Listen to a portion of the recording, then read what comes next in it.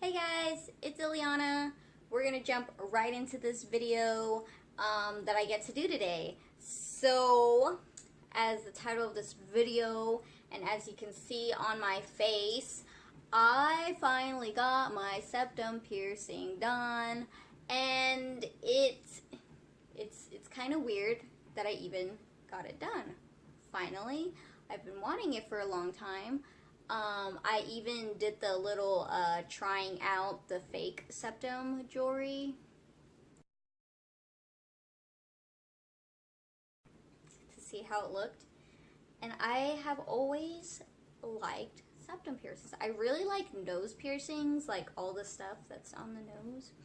If I could, I'd want all the ones on my nose. But it's probably not reasonable for my life right now. Jobs and whatnot, the usual that people have to think about when getting piercings or tattoos, that usual type of stuff. So yeah, I had been thinking about my septum for such a long time, and I was being such a big baby over it. I was just like, I don't know, I don't want to go by myself. Nobody wanted to go with me. And there's a tattoo shop that I can literally just walk to. And I finally got it done, and I was just like, I'm just gonna do it. I'm just gonna do it. So this video is going to be me telling you about my experience of getting it done. And yes, I have seen a lot of septum videos, septum piercing videos, a lot of things of differences between what different piercers like to do, their opinions, other people's opinions. I don't know. There's a lot of information. That's what this whole entire video is going to be about, is me discussing my experience, and then discussing the differences between what other people think should be happening. So, judge my experience as you will, because people do it on all those other videos as well. Like, oh my god, I can't believe that happened to you. Although I have seen some bad septum piercings. There's some videos out there that are just like, my septum piercing was done horribly wrong, and they show the pictures. I'm like, oh my god, how did it get pierced like that? Like, where did you go to? What happened? I'm glad that did not happen to me. Although, again, with me, I did not just like pop into any shop just because the shop that's down the street for me is conveniently down the street for me. I was not just gonna pop in there. Yes, they do piercing deals. A lot of people are probably like, oh, if you have any deals going on in a tattoo shop, don't go to that tattoo shop because it's probably not good. But a lot of people go there, leave a lot of good reviews. Even when I went into the shop, the people, they weren't very social, I would say, but they were nice. They weren't rude. They were nice when they talked to you. You know, they're just like straight up. You ask a question, they're just like, okay, here you go. You know what I'm saying? But they weren't rude, I would say. Some people would probably consider that rude. I've met so many different types of people in the jobs, but I kind of like the get me in, get me out sort of situation. So I'm just gonna say what was happening with my experience first. So yes, every Thursday at this tattoo shop, they do special deals for basic piercings, which is like a nostril, your lobes. There's a list that they do have. I couldn't tell you all of them because I was only interested in my septum. Basic piercings, according to them, are going to be $10. The next level of piercings, which included the septum piercing, is going to be $10 off, which I didn't realize they only originally charged $30. So I got mine for $20. I got it $10 off. A lot of shops are known for, a lot of places that I've looked into, they've had it for $40. Depending on what shop you go to, it could be even more than that. So the usual in my area is $40, but I got mine for $20, $10 off of $30. So, yeah, and then they do other piercings, like special piercings, I think would be like a nipple piercing. They don't do discounts on those. So they do have the third level of piercing where they will not give you discounts on it, which makes sense. So of course, I had Thursday off, and yeah, I was just like, you know what? I just need to go do it. Nobody wanted to come with me. I'm just gonna go do it. This is something I want for myself. Nobody needs to be with me. I'm an adult. I can go do it, right? Although I was very nervous. Me walking over there helped with the nerves. It got my energy out, I guess. And that just helped. I don't know how else to say. When I got it done, like, I don't know, I was just super chill. Like, I walked in there and I was just like, oh, I want to get my septum done. And the guy was just like, okay, I need to see your ID. You know, he asked me how old I was. And of course, you know, yeah, 23. I'm 23. He asked me how old I was. He saw my ID. He gave me the little paper to read on, like, you know, you better take care of your piercing. So I could sign off on it, put my information down, the nice usual stuff. So it was very quick. Again, I have seen some videos where people have criticized shops that are like that. They're just like, no, they need to go like super into detail, like blah, blah, blah, blah, blah. I don't know. I understand where they're coming from, but at the same time, especially with YouTube, you can just look things up and do a lot of research before you're even in there going to get it done. I was just straight up like, I want to get it done. I didn't ask him. I didn't personally ask him anything, but you know, some people criticize them for maybe they need to be the ones to tell you instead of you asking them. I get where they're coming from, but it wasn't a big concern of mine. This is something that I've been thinking about for a really long time. And then I understand like the different like health cleaning whatcha. I have other piercings that I've had done. Yes, look for concerns. Gross. Ew. Don't mess up your piercing. And so the other thing was, again, because I've seen reviews of this place and it's a tattoo shop that's been open for quite a while, you know, you go into these places needing to trust them, that they know what they're doing. This is their job. I have no idea. I'm not a piercer. I'm not a tattoo artist.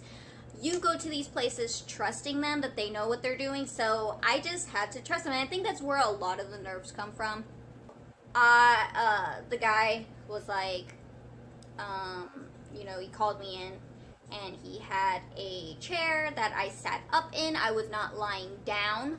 I've seen a lot of people where they will pierce you while you're lying down. I'm not gonna lie, I didn't have much support behind my head.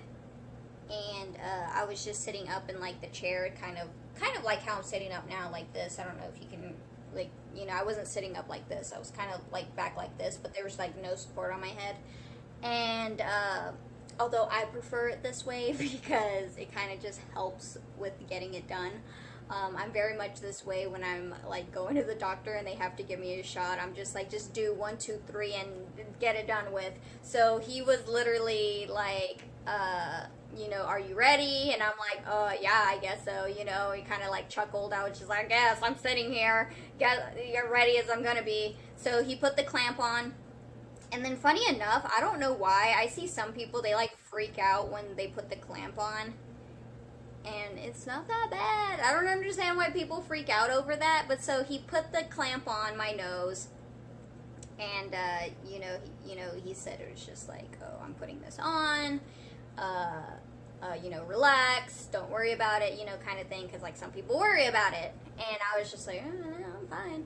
And then he was just like, I don't know, it just went by so fast. I honestly don't know like exactly at what point he said what, but he was kind of just like, okay, and then did it like so like I don't know if he warned me like, okay, be prepared, or okay, or what. It just went by really fast, and maybe because even my adrenaline was probably just very like, it keeps me very just like, okay, yeah, just do it, like that's just the way I am, like just do it. you know, I'm putting full trust that you know what you're doing. Just go for it. And so I don't know if maybe it was my adrenaline that was blocking anything else out, but I probably waited in the shop for 5 minutes, maybe 5 to 10 minutes. I had to wait, and then like not even 10 minutes. That's long, really. Like everything felt so fast, and then I was maybe with him for 1 to 5 minutes, maybe. Like that's what it felt like. I didn't even look at the time, and then yeah, he literally just did it, and then so the pain of it wasn't that bad. It is that pinching, and like my eyes watered, and it was weird. Like it's just fast, and my eyes watered, and but that was the most painful part, and that was like for a split second, and it was fine. And then like he was so fast, like I swear he was just really fast, because he wasn't tugging on my nose or anything. He just slid everything in and out. If you've ever seen a piercing get done, like seriously, I've seen so many piercing videos. Like I just didn't feel him like pulling on me, which was great. And then even like when he like I have this, so he had to like screw the balls on. I was fine with the service I received. He was super fast. So, yeah, that was that. And he was just like, okay, you're done. And I'm like, okay, I'm done. And I kind of laughed. I was just like, oh my God, like that was like super fast. Thanks. You know, I told him thank you. And like, I kind of had to like, you know, like come back to reality, I felt like. Because again, like I said, where I feel like my adrenaline like just really blocks everything out, and then after it was all done, like especially when that pinching happened, was like when I started to come through, because like my eyes were watering. It was just bizarre. I don't know if anyone else feels like that, but that's the way I get. Yeah, that's just the way I feel. Like, oh my God. And I was like, woo, you know. And he kind of like chuckled over that. I'm like, thanks. Cool, I'm done. See you next time. Bye. You know, left him his tip, and was sent on my way. So, next thing, no, he did not tell me any cleaning techniques, although I was not very concerned about that. Again, I can look things up on YouTube. I was previously aware with other cleaning piercing techniques that I have been told in the past, and with my ear, which is why I wanted to compare my septum piercing to my Dave piercing that I had, which two completely different things.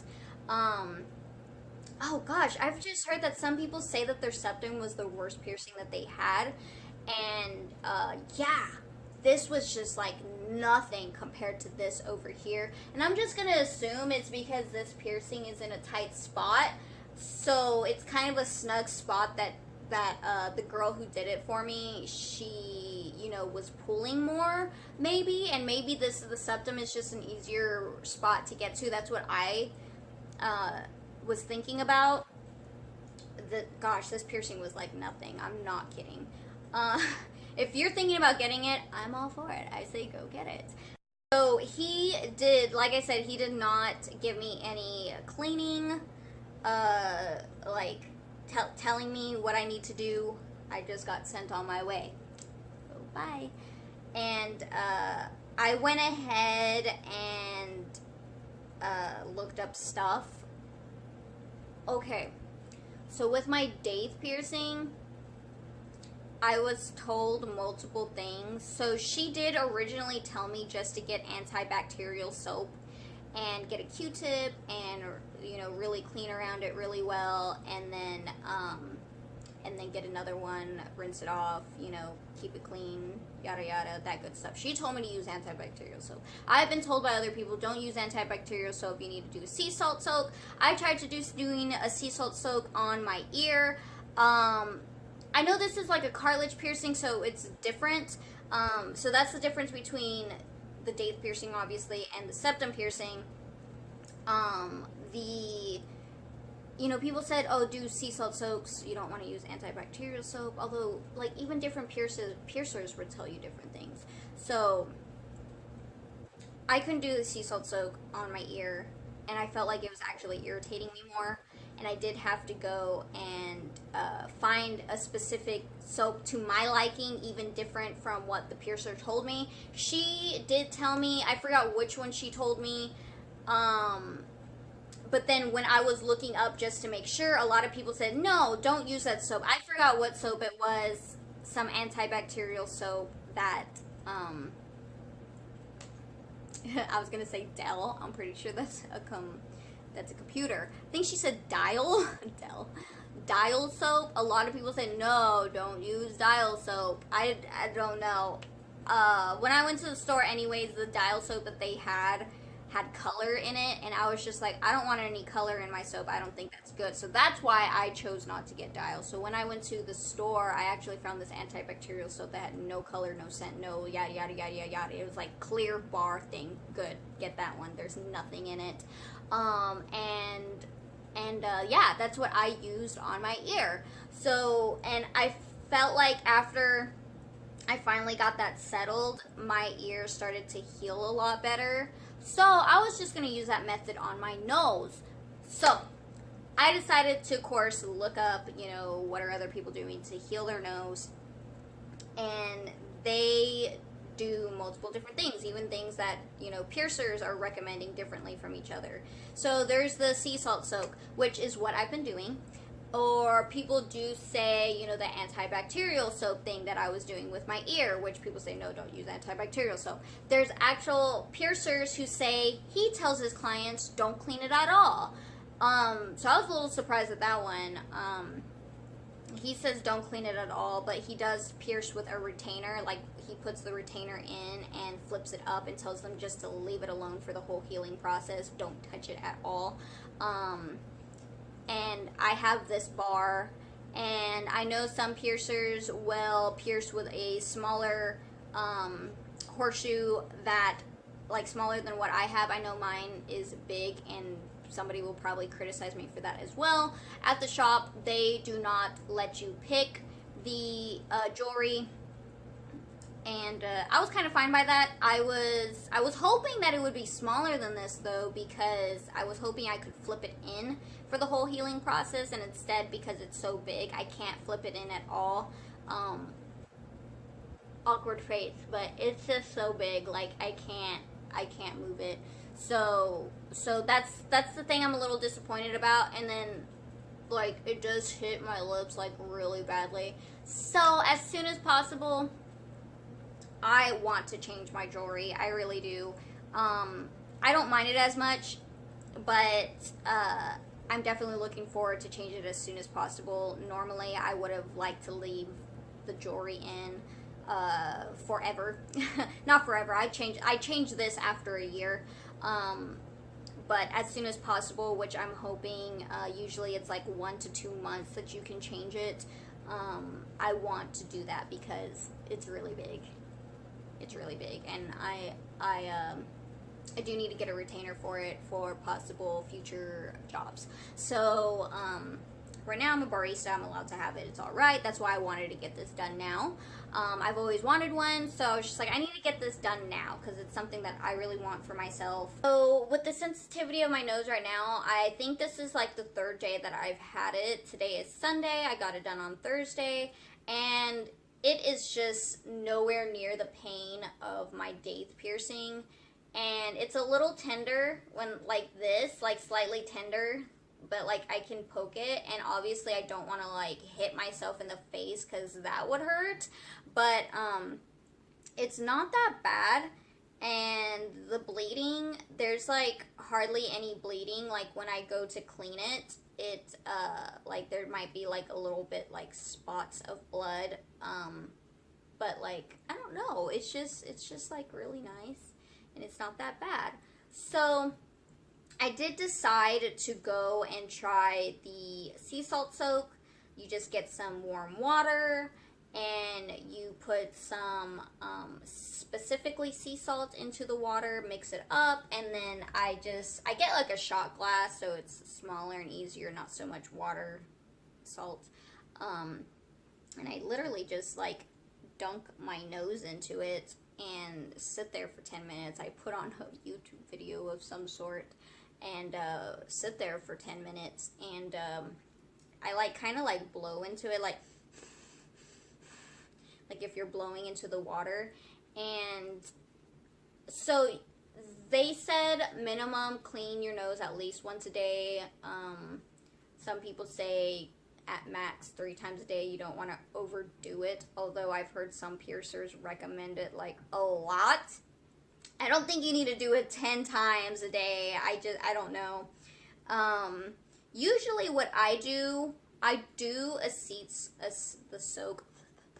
I do the soak whenever my nose is irritating me, and it's like, it's because like the little crusties are drying around your nose, and it makes my nose itch. So that's what it is. My nose is itching, and I'm like, oh my god, I can't touch it. You don't want to touch it. So that's when I do the soak for my nose, and it gets rid of it. So I do the blowing motion into the water. Literally, you're just like this the whole entire time.